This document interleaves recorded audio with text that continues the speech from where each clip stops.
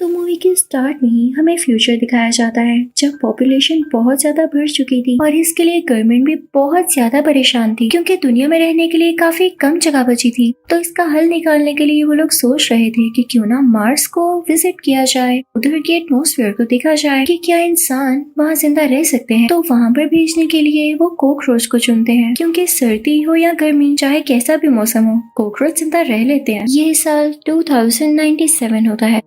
ये साल 2597 का होता है। कॉकरोच को मार्स पे भेजा जा चुका था।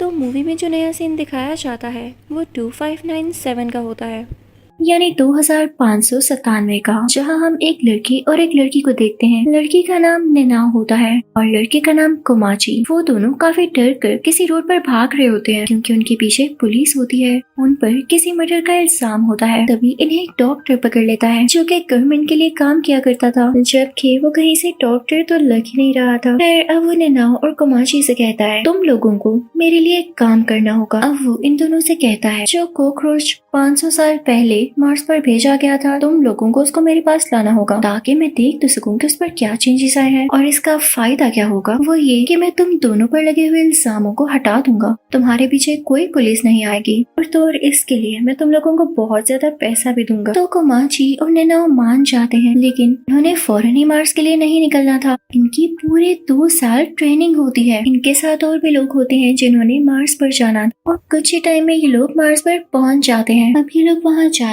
बेहोश कर देने वाली गैस छोड़ देते हैं ताकि मार्स पर मौजूद सारे के सारे कॉकरोचेस बेहोश हो जाएं। लेकिन जब ये लोग इधर उधर ढूंढने लगते हैं तो हैरानी की बात कि इनको एक भी कॉकरोच नहीं मिलता। कोमाची के एक और साथी का नाम जेन होता है। अब जब जेन अपनी साथी के साथ आगे जा रहा होता है तो उसे कॉकरोच की जगह एक क्रिएचर दिखाई देती है। वो बिल्कुल इंसानों की तरह खड़ी हुई थी, लेकिन ऐसे लग रहा था कि जैसे वो आधी कोई क्रिएचर हो और आधा वो कॉकरोच ही हो। ऐसे लग रहा था जैसे उनके हाथ में कोई लकड़ी या पत्थर है और अगर उन्होंने अपने अलावा यहाँ पर किसी को देख लिया तो उस पर हमला कर देंगे। तो जेन अपनी साथी के मुंह पर हाथ रख लेता है और उसे चुप रहने का कहता है क्योंकि ये क्रिएचर्स मासूम तो नहीं लग रहे थे। अपने नाव और कोमाची भी एक साथ जा रहे होते हैं, उन्हें भी यही क्रिएचर्स दिखाई देते हैं। वो उनको देख के काफी डर जाते हैं और स्टिल खड़े हो जाते हैं। लेकिन तभी वो कॉकरोच के जैसे दिखने वाला क्रिएचर भाग कर आता है और नेनाओ की गर्दन तोड़ देता है। वो इतनी ज्यादा क्विकली आता है कि कोमाची उसको रोक भी नहीं पाता। ऐसा करते ही वो वहाँ से गायब हो जाता है। न जाने इसको नेनाओ से क्या दुश्मनी थी। नेनाओ से तो नहीं, लगता है इसको पूरे इंसानों से ही दुश्मनी थी। हाँ, वो सब नेनाओ को वापस स्पेसशिप में ले आते हैं तो डॉक्टर भी ने कंफर्म कर देता है जिस क्रिएचर ने इस पर अटैक किया वो कोई और नहीं बल्कि वही कॉकरोचेस जो कि 500 साल पहले यहाँ पर भेजे गए थे। और जाहिर है एटमॉस्फेरिक चेंज तो हर एक चीज पर होता है, तो इन पर क्यों ना होता।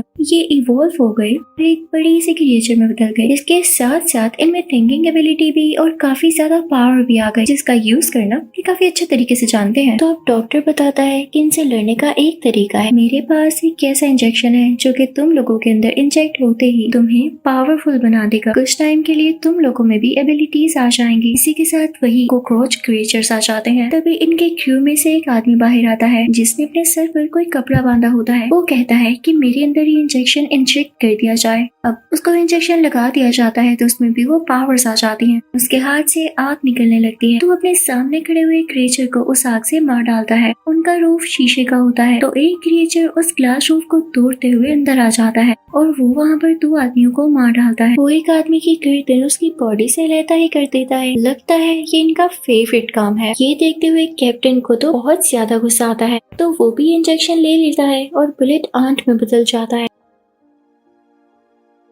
उसमें काफी पावर्स आ जाती है तो वो क्रिएचर का बहुत बुरा हाल करता है, उसकी बॉडी को काट डालता है। अब ये कॉकरोच आर्मी इनके स्पेसशिप की तरफ बढ़ने लगती है। अगर तो वो स्पेसशिप के अंदर आ जाती तो वो सब लोगों को भी मार देते और स्पेसशिप को भी डिस्ट्रॉय कर देते। तो ये सब लोग प्लान करते हैं कि अपने स्पेसशिप को लेते हुए यहाँ से निकल जाएं, लेकिन इससे पहले ही स्पेसशिप में एरर आ जाता है और ये लोग ऐसा नहीं कर पाते। तभी ये सोचते हैं कि हम पुरानी स्पेसशिप से जा सकते हैं, तो क्यों ना उसमें जाया जाए। अब ये सब लोग स्पेसशिप की तरफ चल पड़ते हैं, लेकिन कोमाची को बिल्कुल अच्छा नहीं लग रहा होता क्योंकि नेनाओ मारी जा चुकी थी। ये सब लोग उसको यहीं पर छोड़कर जा रहे थे। तो कोमाची नेनाओ के पास जाता है। वो उससे कहता है कि मैं वापस जरूर आऊंगा और तुम्हें लेकर जाऊंगा। यहाँ पर हम देखते हैं कि नेनाओ की बॉडी में कुछ चेंजेस आ रहे होते हैं। अब ये सारे लोग वहाँ से निकल जाते हैं, लेकिन तभी देखते हैं कि इनके सामने क्रिएचर्स का पूरा ग्रुप खड़ा है जिनको हराना बहुत मुश्किल है। तो इनमें से एक और आदमी खुद को इंजेक्शन लगवाता है। वो भी एक खौफनाक क्रिएचर में बदल जाता है जो कि किसी मॉन्स्टर के जैसे थी और उसकी एबिलिटी ये थी कि वो अपने मुंह से आग निकाल सकता था। वो उन पर आग फेंकने लगता है जिससे वो इस वेव से तो छुटकारा पा लेते हैं। अब वो आगे बढ़ने लगते हैं, लेकिन ज्यादा दूर नहीं गए थे कि तभी सामने से उनकी और आर्मी आ रही होती है। तो अब दो लड़कियां खुद को इंजेक्शन इंजेक्ट करती हैं और क्रिएचर में बदल जाती हैं। ये सब उन क्रिएचर से लड़ने की बहुत कोशिश करते हैं, लेकिन इस बार बार नाकाम हो रहे थे क्योंकि वो क्रिएचर बहुत ज्यादा स्ट्रॉन्ग थे। अब इनकी गाड़ी भी आउट ऑफ बैलेंस हो जाती है और पलट जाती है। उसमें से आग निकलने लगती है।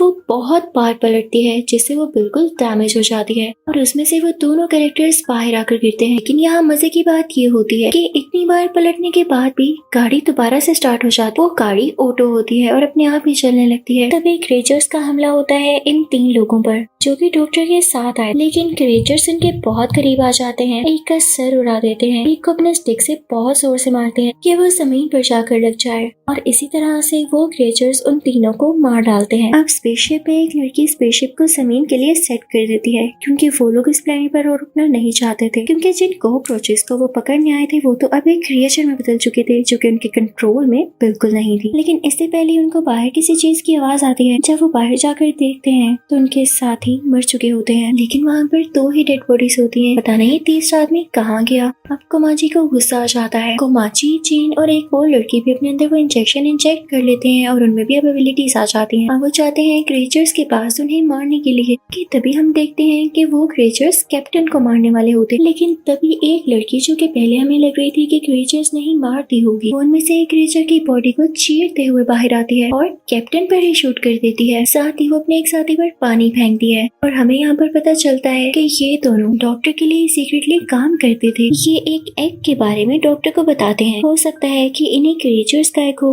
उतनी देर में उस एग में से 2 क्रिएचर्स बाहर आ जाते हैं और तभी स्पेसशिप भी जमीन पर जाने के लिए तैयार हो जाती है। अब जब ये वो न्यूली बॉर्न क्रिएचर्स देखते हैं तो वो बाकी क्रिएचर्स को बुलाने लगते हैं कि वो स्पेसशिप को रोके। तो सारे के सारे क्रिएचर्स उड़ते हुए वहाँ पर आते हैं। अब ये सारे क्रिएचर्स इनकी तरफ बढ़ने लगते हैं। तो इनसे लड़ने के लिए इस वक्त सिर्फ कोमाची, चेन और एक लड़की ही बची थी और इनको समझ नहीं आ रहा होता कि वो इनसे कैसे लड़ेंगे। अब चेन को एक आइडिया आता है। वो सोचता है कि एक बार इंजेक्ट करने से हमें थोड़ी सी एबिलिटीज आती हैं। अगर हम ये इंजेक्शन दूसरी बार लें तो हमें ज्यादा एबिलिटीज आएंगी। ऑब्वियसली अगर तीसरी बार लेंगे तो हो सकता है कि हमें ये सारी एबिलिटीज आ जाएं जो कि कॉकरोचेस में है। अब ऐसे ही होता है। जब चेन 3rd टाइम वो इंजेक्शन लेता है तो उसके पर भी निकल आते हैं और यही तो वो चाहता था। अब वो उन कॉकरोचेस से लड़ने लगता है,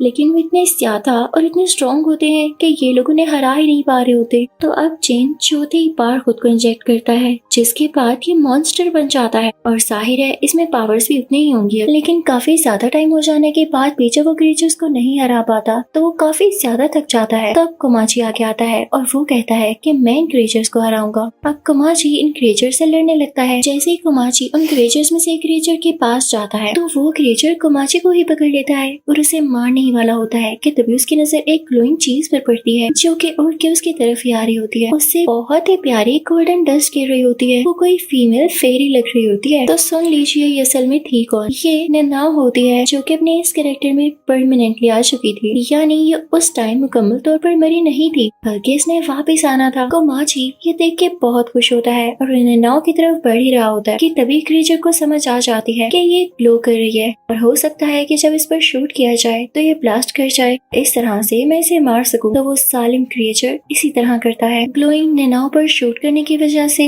वहाँ पर ब्लास्ट हो जाता है और नेनाओ फिर से गायब हो जाती है। लेकिन कोमाची भी वहीं पर होता है और उसकी जान को भी खतरा था कि कहीं वो चल न जाए। तो चेन उसे उठाकर वहाँ से ले जाता है और कोमाची नेनाओ को आवाजें देता रहता है क्योंकि वो नेनाओ को पसंद किया करता था और अब उसका एंड होता हुआ देखकर वो बहुत ज्यादा दुखी था। कोमाची बेहोश हो जाता है और अगले ही पल जब उसे होश आती है तो देखता लगता है कि जेन उसके सामने है, लेकिन अब वो एक पूरा का पूरा क्रिएचर बन चुका था। कोमाची उसे कहता है आओ जेन चले यहाँ से, लेकिन जेन कहता है नहीं कोमाची, मैं मार्स का ही एक क्रिएचर बन चुका, मेरा जमीन पर जाना ठीक नहीं है मेरे दोस्त, मुझे यहीं रहना होगा। मैं नहीं चाहता कि मेरी वजह से किसी को कोई भी मसला हो, तुम जाओ, मैं तुम्हें हमेशा याद रखूंगा। कोमाची ऐसा करना चाहता तो नहीं था, लेकिन उसे करना पड़ता है। वो बहुत दुखी था कि उसकी दोस्त नैनाओ भी नहीं रही और अब जेन भी यहीं रह गया। अब कोमाची स्पेसशिप की तरफ चला जाता है। अब उनका अगला टारगेट जमीन ही होती है। फिर हम डॉक्टर को देखते हैं जो कि ये सारी स्टोरी दुनिया को बता रहा होता है और लाइव टेलीकास्ट दे रहा होता है। अब जब गवर्नमेंट को ये पता चलता है कि उनका इतना वक्त और पैसा जाया हुआ और डॉक्टर वहाँ से कुछ भी न ला पाया, वो अपने मिशन में फेल हो गया, तो वो हुक्म देती है कि इसको मार दिया जाए। इसने वहाँ जाकर लोगों की जानों से खेला है और हमें ट्रिक करने की कोशिश की है। अब हम देखते हैं कि जो डॉक्टर की असिस्टेंट होती है उसे भी उस पर काफी गुस्सा होता है, क्योंकि वाकई डॉक्टर बात का पक्का नहीं होता, तो उस पर शूट करने लगती है। लेकिन डॉक्टर बहुत चालाक था, वो जानता था कि एट द एंड उसके साथ क्या होगा, तो वो उस बुलेट को कंट्रोल कर लेता है। वो काफी स्लो हो जाती है। तभी उसी गन पर हम एक स्पाइडर देखते हैं जिसके अंदर से एक गैस बाहर आती है। जैसे ही वो गैस वो लड़की सूंघती है तो उसकी तबीयत खराब होने लगती है और वो वहीं मारी जाती है। इसी के साथ इस मूवी का एंड होता है। आई होप आपको ये अच्छी लगी होगी। Thank you for watching.